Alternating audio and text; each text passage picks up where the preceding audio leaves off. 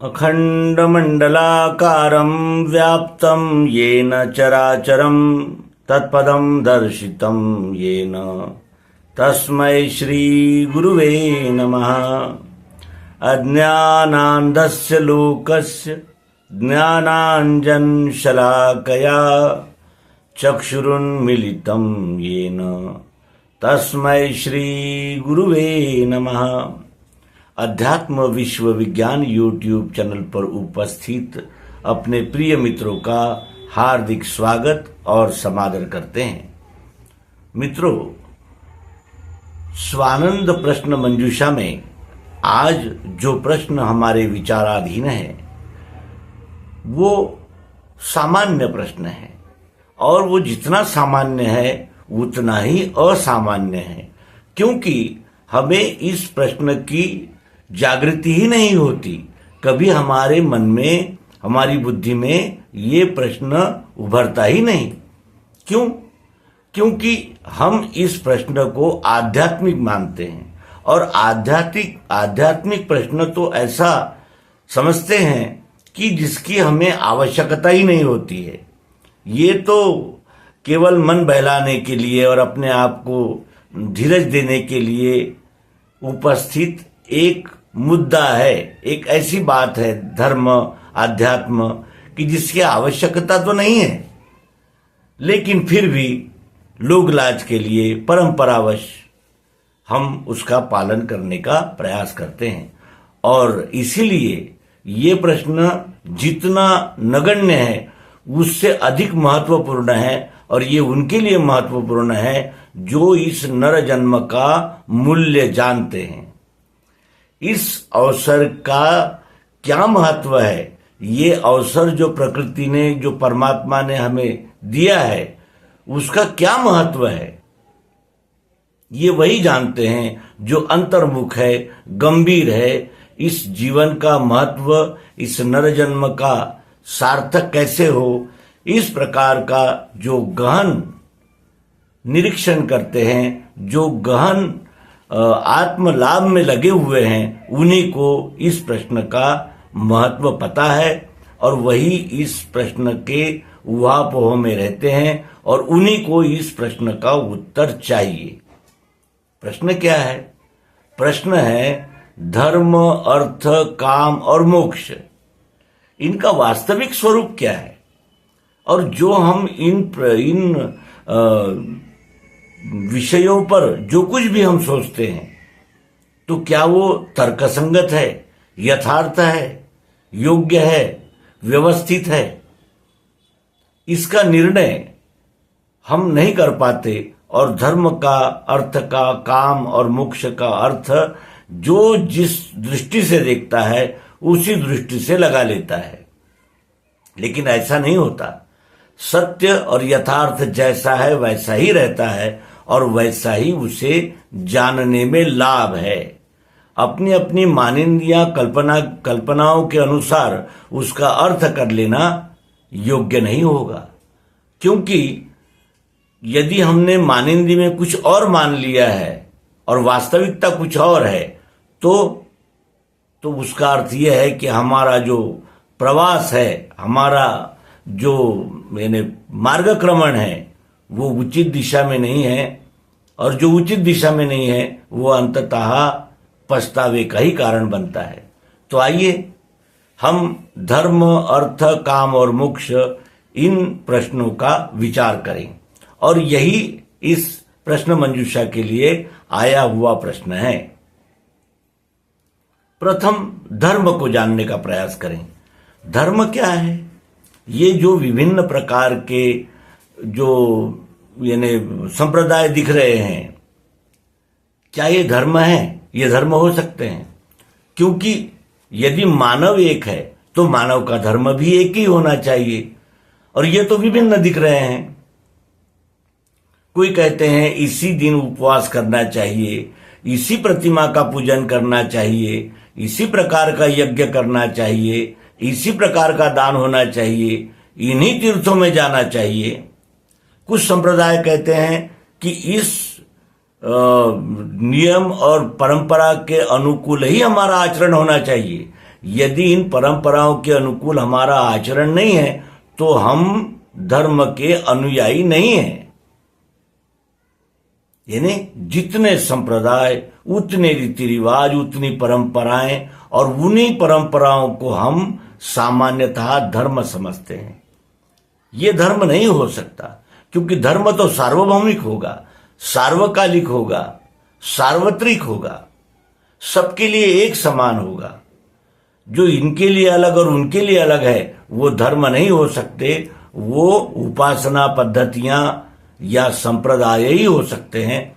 और आज विश्व में 4000 से अधिक संप्रदाय, पंथ, मत अस्तित्व में हैं और सभी अपने आप को पूर्ण मान रहे हैं और उन्हीं निर्देशों के अनुसार चलने से ही हमें परम सुख, शांति, आनंद, संतोष, समाधान का लाभ होगा, ऐसा वे मानते हैं।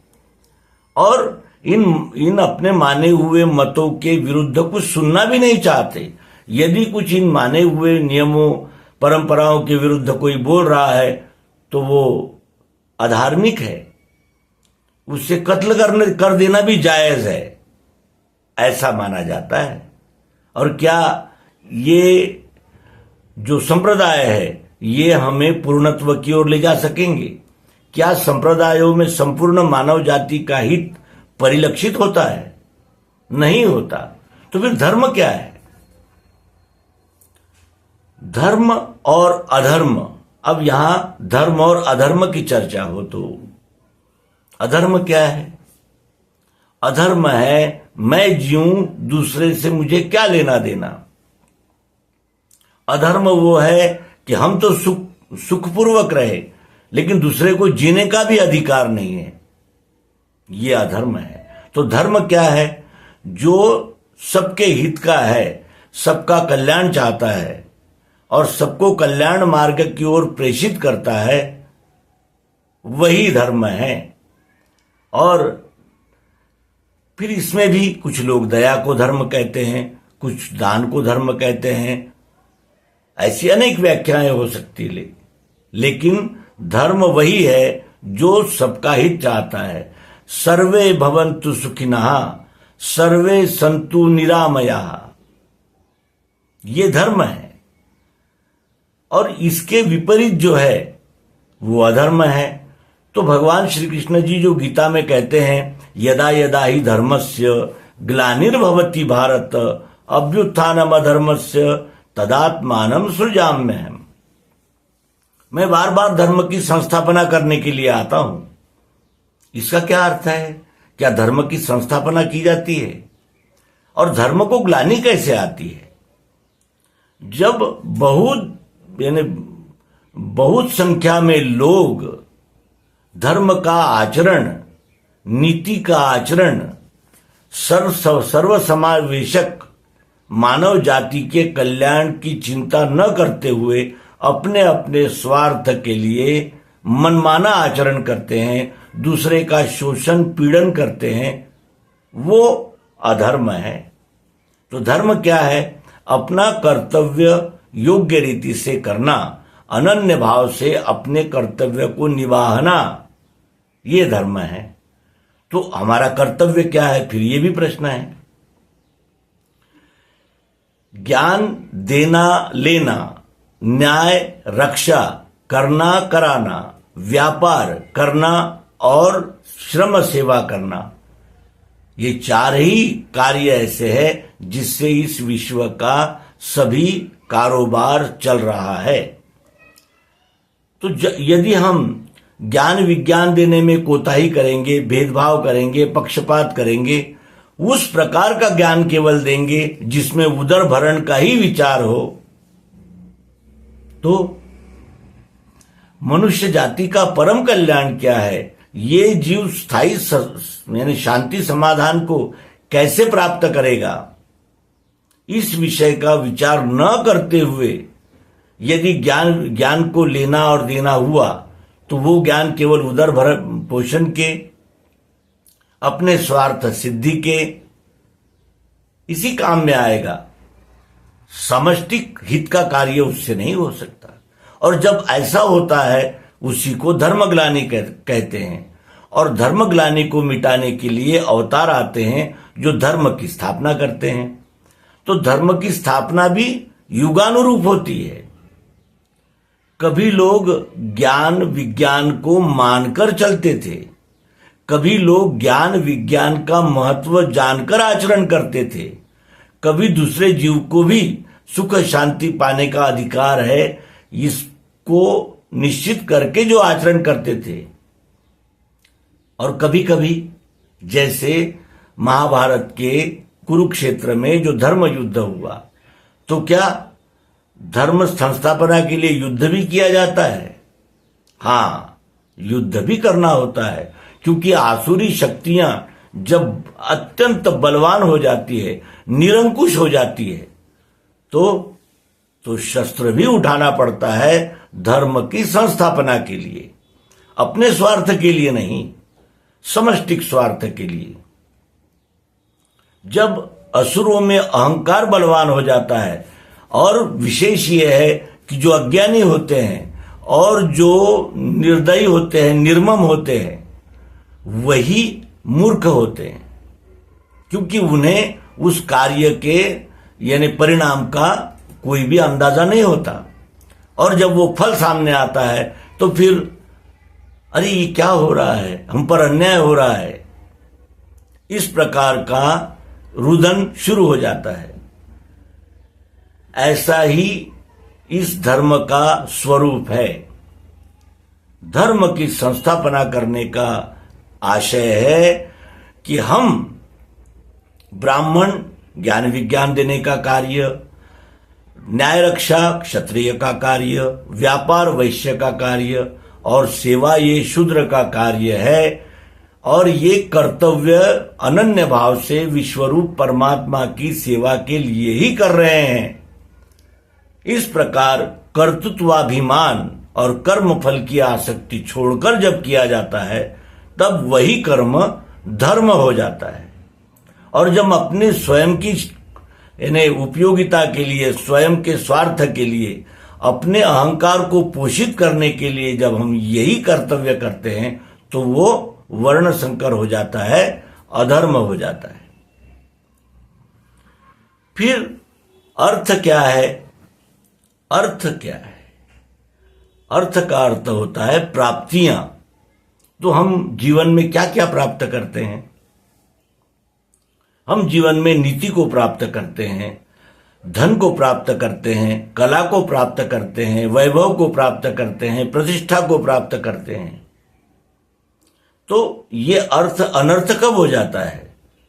जब हम अपने बल का उपयोग निर्बलों को सताने के लिए करते हैं, जब हम अपने चालाकी का उपयोग जनता को लूटने के लिए करते हैं, तब वो अनर्थ हो जाता है। और जब अनर्थ हो जाता है तो वो हमारी बर्बादी के लिए ही यानी कारागिर होता है, हमारी बर्बादी के लिए ही वो उत्पन्न होता है, और हमारी पूरी बर्बादी करके ही वो अपना कार्य समाप्त करता है। अनर्थ और अर्थ हमें सुख शांति देता है, आनंद देता है, प्रेम देता है। इसीलिए हमारे पूर्वज जो थे वो पूछते थे कि तुम्हें लक्ष्मी चाहिए कि धन चाहिए? लक्ष्मी जो न्याय नीति से प्राप्त हो, जो न्याय नीति से प्राप्त होगी, वो तुम्हें आनंद देगी, प्रेम देगी, सद्भावना देगी, तुम्हारा पोषण कल्याण करेगी। और अगर धन जो किसी भी मार्ग से आए चलेगा, इस प्रकार का जो धन आता है, वो अपने साथ में मुसीबतें ही लाता है।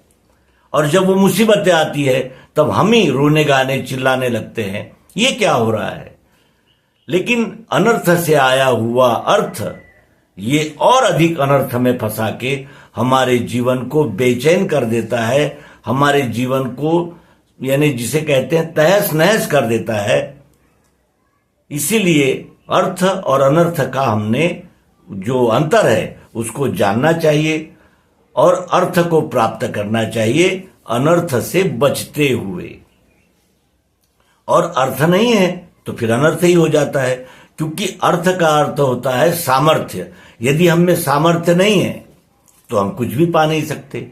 इसलिए अर्थ को तो पाना ही होता है। लेकिन अनर्थ से बचकर जब हम अर्थ प्राप्त करते हैं तो वही हमें कल्याण मार्ग में प्रेषित, प्रोत्साहित और प्रमाणित करता है, आगे बढ़ने में सहायक होता है और हमारे कल्याण का कारण बनता है। फिर काम, ये काम क्या है? बगैर काम के कोई रह सकता है? इच्छाओं को काम कहते हैं। हम केवल जो सामान्य लोग हैं, हम जैसे जो अत्यंत यानी जिसे कहते हैं कि अपठित, असंस्कृत लोग जो है वो केवल काम, रति क्रीड़ा को ही से काम कहते हैं। लेकिन केवल रति क्रीड़ा ही काम नहीं है। काम का अर्थ होता है इच्छा। तो इच्छाएं कितनी प्रकार की होती है और क्या एक ही इच्छा होती है? एक एक पल में नई नई इच्छाएं निर्माण होती है और उन इच्छाओं को पूरा करने में ही हमारा इंद्रियां, मन, बुद्धि, चित्त और अहंकार समर्पित हो जाते हैं, लग जाते हैं। इच्छाएं तो निर्माण होगी और वो इच्छाओं को पूरा भी करना होगा। लेकिन कौन सी इच्छाओं को पूरा करना होगा? और चाहिए और चाहिए और चाहिए। क्या इस कामना को कभी पूर्ण किया जा सकता है? ऐसे कितने ही लोग मिलेंगे जो सधन है, सामर्थ्यवान है, जहां किसी बात की कोई कमी नहीं है, लेकिन जब हम उनसे भी बात करते हैं तो पता चलता है कि वो अंदर से दरिद्री है। अब भी उन्हें समाधान नहीं हुआ है, अब भी उन्हें चाहिए ही, इसका चाहिए, उसका चाहिए, न्याय से भी चाहिए, अन्याय से भी चाहिए, किसी भी तरह मिल जाए, हमारी कामना पूर्ति हो जाए। तो इस प्रकार अगर करते हैं तो बहुत की क्या सीमा है? कोई सीमा नहीं। और आवश्यकताएं कितनी है? आवश्यकताओं की तो पूर्ति हो सकती है, लेकिन मन के दौड़ का समाधान नहीं हो सकता। इसीलिए जो हमें तृप्ति दे सकता है, हमें हमारी शांति दे सकता है, हमारी जरूरत पूरी कर सकता है, वही न्याययुक्त काम है। और न्याययुक्त काम उसे ही कहते हैं जो निष्काम हो। अब निष्काम का क्या अर्थ होता है? कामना रहित होना निष्काम नहीं है, क्योंकि कामना तो निर्माण होगी ही और आवश्यकता अनुसार यदि वो कामना न्यायोचित और आवश्यक है उसको पूरा करना भी होगा। तो ये फिर निष्काम क्या है? निष्काम है जो मिल जाए, जितना प्राप्त है उतना ही पर्याप्त है। यानी अधिक की दौड़ छोड़कर यदि हमने संतोषपूर्वक अपनी आवश्यकता के अनुसार यदि प्राप्त किया है तो वो हमारी कामनाओं की भी पूर्ति करता है और वो हमें आनंद और जिसे कहा जाएगा कि सुख देता है। लेकिन यदि हमें ऐसी विभत्स कामनाएं पूरी करने की हाव है तो उसका परिणाम भयावह होता है। और इसीलिए जागृत रहकर योग्य आवश्यकता के अनुसार और हमारे कल्याण के कार्य में सहयोगी ऐसी कामनाओं को पूर्ण करना ही नीति युक्त काम कहा जाएगा। अब मोक्ष का विचार करें। मोक्ष क्या है? मोक्ष का अर्थ होता है मुक्त होना। हमें किसने बांधा है? हम कहां बंधे हैं? इसका विचार किया जाए। जब तक हमें अपने बंधन का विचार नहीं होगा, जब तक हम अपने बंधन क्या है इसको नहीं जानेंगे, तब तक मुक्त कैसे होंगे और किससे होंगे? देखें, मोक्ष क्या है? मोक्ष है मुक्त हो जाना। तो हमें किसने बांधा है? हमें काम, क्रोध, लोभ, मद, मोह, मत्सर, चुगली, चाहड़ी, असूया, इन्होंने बांध रखा है। और ये कब तक बंधे रहते हैं हम? जब तक हमें प्रकाश की किरण प्राप्त नहीं होती। वो किरण क्या है?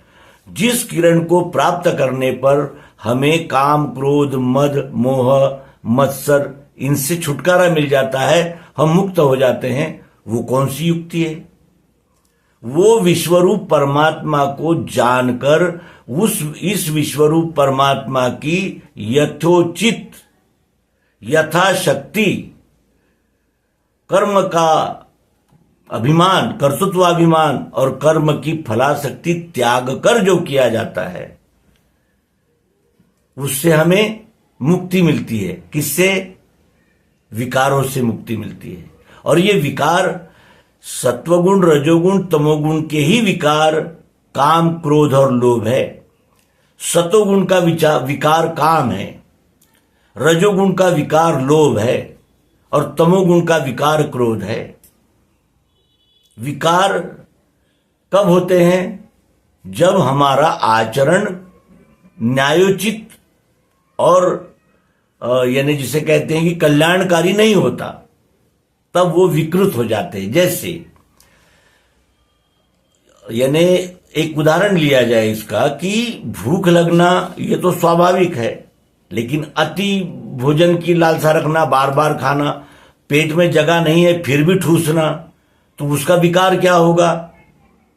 मतलब बद्धकोष्ठता, एसिडिटी, खट्टी डकारे आना और पचन तंत्र में विभिन्न प्रकार के व्यवधान पैदा होना, ये विकार हो जाएंगे।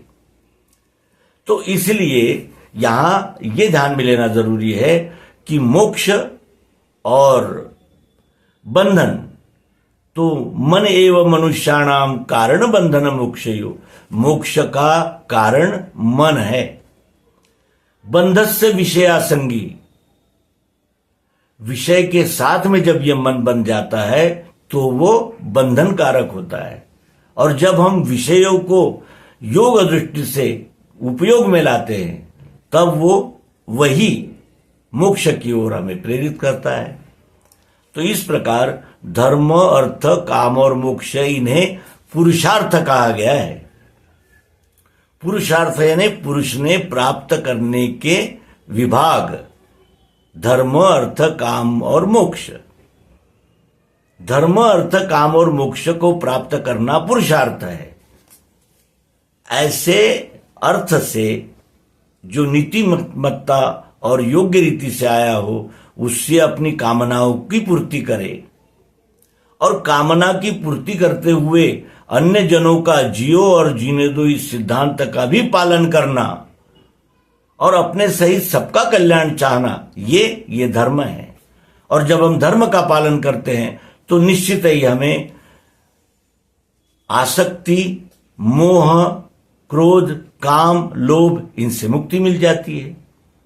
तो धर्म, अर्थ, काम और मोक्ष ये अध्यात्म विज्ञान के द्वारा सद्गुरु युक्ति से सर्वांग योग द्वारा विश्वरूप परमात्मा का दर्शन होने के अनंतर तत्व दर्शन के बाद अनन्य भक्ति प्राप्त होने पर ये धर्म, अर्थ, काम और मोक्ष ये चारों हमें प्राप्त हो जाते हैं। और जब ये चारों मिल जाते हैं तो हमारा पुरुषार्थ सिद्ध हो जाता है।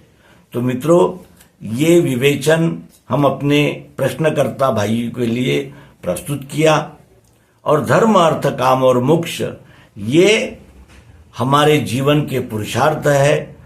आलस्य इसका शत्रु है और सर्वसमावेशकता और ये विश्व ही परमात्मा है। इस दृष्टि से जब हम सेवा रूप में धर्म, अर्थ और काम, मोक्ष इनका विचार करते हैं, तभी हमारा जीवन सफल, सार्थक और कल्याणप्रद होता है। इस बात का विचार हमने करना चाहिए और इसी प्रकार अपने जीवन को मैंने जिसे कहते हैं कि प्रवास पूर्ण करना चाहिए। तभी हम इस नरजन्म का सार्थक किया, इस विचार तक जा सकेंगे। तो यहां इस अंक को विराम देते हैं। आपके प्रश्नों का हार्दिक स्वागत है। प्रश्न यानी स्पष्ट रूप से और निश्चित ऐसे बिंदुओं की ओर इंगित करते हुए प्रस्तुत किए जाए। इन्हीं प्रार्थना के साथ धन्यवाद। नर्मदे हर। सद्गुरु भगवान की जय। विश्वरूप परमात्मा की जय। ओम शांति शांति शांति।